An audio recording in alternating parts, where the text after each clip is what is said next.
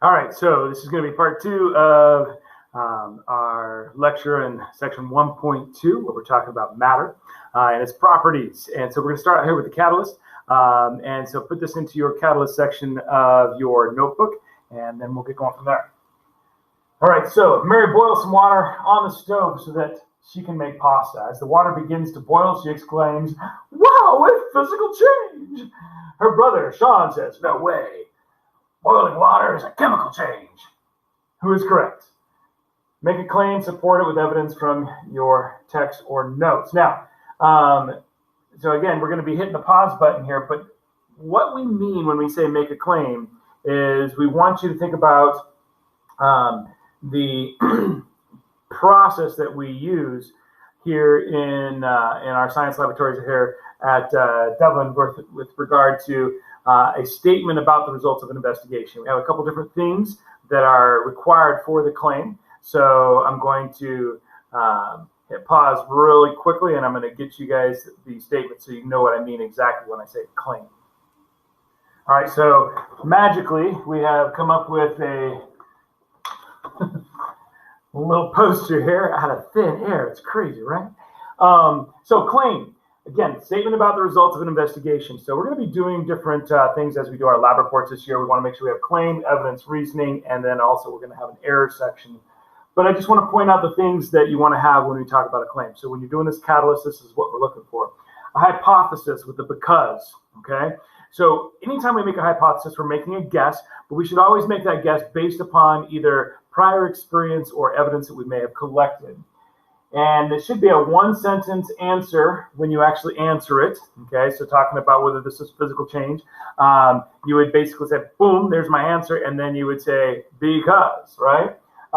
It's going to basically answer what you conclude. It should not start with a yes or no. It shouldn't be like, it's a physical change, yes. Okay, that's not what we're looking for. Describe the relationship between dependent and independent variables. Now, this is important. Remember that the dependent variable is going to change based upon the independent variable. And a lot of times the independent variable is going to be the experimental variable, but not always. So look for the independent variable and then explain the relationship. Okay, what's causing this physical change? Maybe there's a relationship that you need to be talking about here. And then final conclusive answer after your hypothesis. Okay, so again, you've guessed that it's going to happen, and then you're going to make that final statement. So you basically start with the hypothesis, with the because, describing the relationship between the dependent and independent variables, and then make a final statement there. So this should be a 2-3 sentence, okay, as far as the claim is concerned. The one sentence part is just going to be the answer part. But when you talk about your hypothesis as well, and your because, with your independent dependent variable, it can spread out into more than one sentence, but it needs to be succinct, okay? That's what we're looking for. All right, so hit that pause button, come back, and you should be answering that catalyst. Okay, so you now have answered this catalyst, and you are saying, yes, absolutely, this is a physical change. And again, we want this to be a reason, right? We've got to have a because there. And what you would say is because it's still water after it has been boiled, right? So you would basically want to talk about the fact that, if you were to recollect that steam that has boiled off, that water that has boiled off, and you would let it recondense, it's still going to be water. So it's still water, either, before or after. And so that's a physical change. The brother is wrong because a chemical change would have made something new or then a new substance, which we obviously don't have here, okay? All right, so let's move on to our next concept here. So there are two broad categories for classifying matter. Those two broad categories, you're probably, again, already familiar with. This is going to be mostly review. So I want you to think about what it is that we could put all matter into. What are the two categories that all matter would fit into? And I think you're probably going to come up with things that might, fit into one of these objectives, right? So our objective, what's the difference between pure substances and mixtures, okay? Those are your two broad categories. And then we want to talk about the difference between elements and compounds. They are definitely different, but there are some similarities there. And we want to talk about homogeneous and heterogeneous mixtures. I don't care if you say heterogeneous or heterogeneous. I don't care if you say homogeneous or homogeneous. It doesn't matter to me. say both. So when we're done here, your success will be that you can classify matter as elements, compounds, or mixtures based on formulas or particle diagrams. Again, know that for a test. The particle diagrams are going to come up in tests. Explain why elements and compounds are considered pure substances versus mixtures, right? And explain the difference between homogeneous and heterogeneous mixtures. Give examples of each. Now, I'm not going to lie to you. The whole mixture thing drives me crazy, all right? We can go off and on, or on and on about like colloids and homogeneous mixtures, suspensions, and all sorts of stuff. And there are different ways that we describe that. We're not going to get into it, but yeah, I just have to say that I'm a little weird that way. All right, so let's continue on. And we're going to talk about mixture. And again, here we have two or more pure substances, right? Two or more kinds of matter, usually being like an element and another element, or an element and a compound, or two different types of compounds, right? Mixtures are going to be blends of these different types of things. Notice that each of them retains its own identity. Okay, so again, this is one of those things that makes this definition something that will stand out, that a mixture, each of the pieces retains its own identity. So if I can pull that one little piece out, it still has its own identity. So salt, for instance, if I had some salt and pepper mixed together, the salt part that I pull out, it still tastes like salt, okay? And it still retains its identity. It's going to have the same melting point and all that kind of stuff, okay? And so mixtures are going to be blends, but each little component has its own identity, okay? They haven't come up with a new identity as they've now been put together. They have retained their own individual, unique identity that they started with, okay? So these things, mixtures, are going to be mixed together physically. So this is not a chemical process, it's a physical process. And that's one of the key factors that's going to help you to remember, because compounds can only be broken apart through chemical means. Mixtures can be broken apart through physical means, right? And so we can usually separate these mixtures with a few easy different processes. Some of the processes might be things like distillation, okay? We might use just something simple like decanting, or maybe we're filtering, right? So there's going to be some various different things that we're going to use to separate our mixtures, but all of these things are physical processes, okay? Homogeneous mixtures are called what? There's another name for homogeneous mixture. Starts with an S. Okay, this is a synonym. S-O, got it figured out yet? S-O-L-U, etc., etc., etc. T-I-O-N-S, solutions, okay? So solutions are synonymous with homogeneous mixture. So if I ever say the word solution, we're referring to something that is a mixture, and it's homogeneous, okay? Remember that homogeneous mixtures are going to be uniform in composition. So if I look at a saltwater solution, I can take a little bit from the bottom, I can take a little bit from the top, and they should all be the same. They should be uniform in its composition no matter where I'm pulling out. Now, if it was a heterogeneous mixture, I might pull a little piece there. Oh, that's salt. Then I pull a little piece over there. Oh, that's some pepper, right? But if I'm dealing with a homogeneous mixture, I should be pulling out something. Oh, that's salt water. And pull that over there. Oh, that's salt water. Like they're the same as you go through. Heterogeneous mixtures are going to not be uniform throughout. So there might be some differences, like I say, where you pull something out in one place and it's not going to be the same. So you know how you might mix some clay and water together, and after a while the clay is going to settle down. There's going to be a clay layer and a water layer, might be a little bit of mix between, but there's definitely different. Now, one of the things that we want to use to determine whether or not something is homogeneous or heterogeneous is our eyeballs, okay? So that's the clue that I usually tell my students, that if you were trying to figure out whether or not it's homogeneous, can you see the difference with your naked eye? Okay, so that's the tool that we're going to say that you use for figuring out if it's homogeneous or not. Because remember, if you go down deep enough with any sort of microscope, you're going to be able to tell the difference between that atom and that atom that are right next to each other, and they would be a compound. And so we're just going to say, let's use the naked eye, the human eye, and we're going to say, if it looks the same throughout, then we're going to call it homogeneous if we see that with our eye. But if it looks different with our eye, then we're going to say it's heterogeneous. So for instance, milk is an example that I like to use. Excuse me. Now and I've seen this in different ways in different books, which is one of the things that drives me crazy. I told you I'm worried about this, is that some books would actually call milk heterogeneous.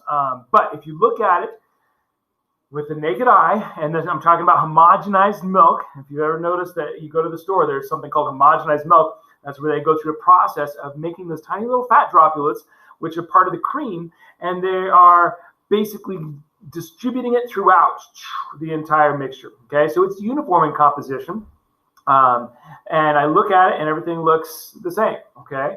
And again, it's with my naked eye. But if I look under a microscope, I would look at that microscope and I would see that there's tiny little fat droplets actually still in that liquid portion of the milk. So the microscope would say, hey, heterogeneous, but the eye would say homogeneous. So where do you go? Where do you draw the line? I like to draw the line with the human eye. And I have seen it done differently in different textbooks, homogeneous in one textbook and heterogeneous in another.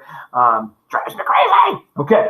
So we need a better definition so that we don't have different answers in different textbooks, right? It's just silly.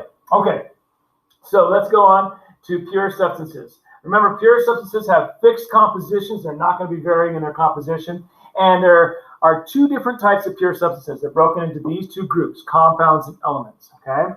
And so remember that we're going to use chemical formulas to represent compounds and elements. So Zn, that's zinc, that would be an element. CO2, carbon dioxide, that would be a compound, right? Because it's got two different elements that it's making up. This only has one element. Now, it's going to be important for you to remember, and again, this is review, but the periodic table of the elements, if you have a capital letter and a lowercase letter, that's just a single element. It's not going to be a compound. You have to have multiple capital letters to be multiple elements, right? Okay, so pure substances differ from mixtures in the following ways. And I've already talked about that. The pure substances has got to be the same no matter where you go. It's going to have characteristic properties that are going to be the same throughout and have the same composition. And for instance, if we look at water, it's always going to be 11.2% hydrogen, 88.8% oxygen by mass. That is going to be a compound. It doesn't vary throughout the whole location of everywhere you go. Wherever you get water, it's always going to be the same, right? At least if it's water made with regular hydrogen or regular oxygen. Okay, so again, some of the differences. Here's a little table that you can look at. Again, if you want to pause and you want to look at this a little bit more carefully, you're welcome to write it all down. But compounds, definite composition. Elements are also going to have definite composition, right? Now, mixtures are going to have variable composition. Okay, so sweet tea would be an example of a mixture. You could have a lot of sugar or a little sugar. Compound, H2O is always H2O. It's never going to be H2O2, okay? Composition is always the same definite ratio. And then properties, okay? The compound's properties are going to be different than the properties of the components. Now, that might kind of seem a little bit confusing, but, you know, the example I love to use, and I think we talked about it last time or earlier on, that sodium and chlorine, totally different identities. Sodium's a very, crazy metal that will actually blow up in water. Chlorine's a poisonous gas. You put them together, you get sodium chloride. And so the compound's properties are different than the elements of which it's made up of, right? Different than the properties of the elements of which it's made up. So compounds have different properties than the elements from which they're made. But mixtures still retain their identical, like their individual identities. Like I said, sodium chloride is still going to be sodium chloride. It still have the properties of sodium chloride. The pepper will have the properties of the pepper, things like that. So, and again, this is another example of that. Hydrogen and oxygen both burn, but when you put them together and make H2O, they don't burn. Okay, same thing with H2O2. They don't burn as H2O2 either, right? And again, sweet tea is sweet like sugar and wet like water, so they are retaining their properties, and the sugar still tastes like sugar, even though it's in the tea and mixed with the water now, right? Remember the particles, there's only one type of particle, and in mixtures, there's more than one type. Now, it's important that we understand how to draw some models of this. Remember, I talked about the fact that we need to be going into molecular models this year. And so if we're talking about particles, for instance, if I did little circles, then that circle might be one element. And if I did little triangles, the triangles would be another element, okay? And so if I wanted to show that these things were chemically combined into a compound, okay, then I would want to show them together. So I'd want to show the circle and the triangle together. If they're touching here, that's a way that we're trying to say, hey, they're bonded together. And so this would be a good example of a compound right there, right? These guys, the circles and the triangles together would be a mixture. So if we were going to try to draw this, we would want to show, all right, circle, triangles, That's an example of a compound, but circles separated from triangles, that's an example of a mixture, okay? These are retaining their individual identities. They're not combined. These are actually combining, and they'll have some new identities once they combine based upon their original properties, okay? So let's talk about a couple more things here as we wrap up. When we represent chemical formulas, there's a couple things that we are writing out here, and it's important to understand what the difference is. If I have the S, if you look on the periodic table, that is for sulfur, okay? And sulfur, if I just do one S, it specifically means one sulfur atom, okay? And so it's sulfur, yes, but more specifically, it's one sulfur atom. If I do 8S, then that means that there are 8 sulfur atoms, but we need to put a little bit more information here because this also means 8 sulfur atoms, but these two things mean something different. And so if you think about it, this means that there's 8 sulfur atoms all separated, not combined, not connected. So we're just going to say not connected here, or not bonded, okay? Not combined. Whereas if we do S8, we have 8 sulfur atoms.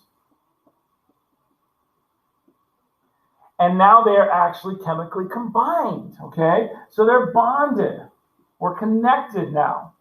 Now, this, if I were drawing a picture of that, I would just be showing sulfurs, you know, la, la, la, la, la, la, la, la, la, 8 different sulfurs out there. If I were showing this, I'd want to show that they are actually all combined with each other, okay? 1, 2, 3, yeah, not quite going to make it pretty. It's not actually what it would look like. It should look more like an octagon, right? But these things are all combined together. All right, so that's S8 and that's 8S. These are chemically combined. These are not. This is a compound. No, sorry, not a compound. This is a molecule, not a compound, but it is a molecule. This is not a molecule. They're both elements. Okay, so molecule, not a molecule. Element, element, element, okay? But these are not molecules. This is a molecule. And we'll talk a little bit more about what molecules are later on. But molecules are one or more elements chemically combined, and compounds are 2 or more elements chemically combined. And so we'll get into that. All right, so your turn. As we wrap this one up today, I want you to look at this model here. Remember, I said you're going to have to know these models. And I want you to talk about whether or not this is, you know, compound element mixture, or this one, or this one, this one. So identify all 5 of these as to whether or not they're element compounds or mixtures, and explain a little bit briefly why. Again, this is what you're putting into your lecture notes, right? So we do reading notes, and then we do lecture notes. Anytime I give you a your turn, you just throw this into your lecture notes so that you can kind of practice identifying it. Okay, and this, we can do more of these things in class as well. So hit the pause button, do it, and come back. Glad you're back. Okay, now this one has got to be an element, right? All one type of particle. They're not touching. This one has got them touching. And we have 2 different types of particles. So this is a compound. This one we've got 2 particles touching, so that's a compound, but we've also got these other single red ones, and those are not touching, and so this is going to be a mixture. Okay, this is all reds, but notice that they are touching, yes, and so we have tiny little molecules here, but in this case, we don't have a mixture, and it's not a compound, because remember, compounds are 2 or more, and so in this case, we would say, hey, you know what? This is going to be an element. Okay, so elements can have multiple ones connected together. And in this case, we have a mixture as well, because these things are not touching, right? They're not chemically combined. But you have 2 or more different things. I can reach in and take one little blue particle, and then I could reach in and take the red particles. Now, it's important to understand this is the microscopic, level, going down to what it looks like at a molecular level. But if you were to look at these as something from the macroscopic, where you're far away, each one of these is going to look like a homogeneous mixture. Okay, the way that these models are represented We're not showing separation of like the blues from the reds, for instance, over on that mixture, or the blue and reds from the reds in this mixture. And so each of these would look homogeneous. They would look the same throughout. And so it's only at the molecular level that we'd be able to maybe tell what they are doing that's different, or how they are different, whether they're elements, compounds, or mixtures. But at the macroscopic level, these all would look homogeneous. So that's kind of important to point out in our model as well. Okay, so I think we have covered everything we wanted to cover here for today. So now we can go through and we can hit those points. So that's going to be for the next one. So we can hit those points of our objectives. We now know the difference between compounds, elements, and mixtures. Which ones are uniform, which ones are not. Homogeneous and heterogeneous stuff we can talk about. And we know all the different states of matter and the changes of states of matter and whether they require energy. So we've got a lot of cool things that we've learned here today. We'll catch you on the next one. Next one we'll get to do will be section 1.3, and we'll get into some more details about what these elements are. So I hope you have a great day.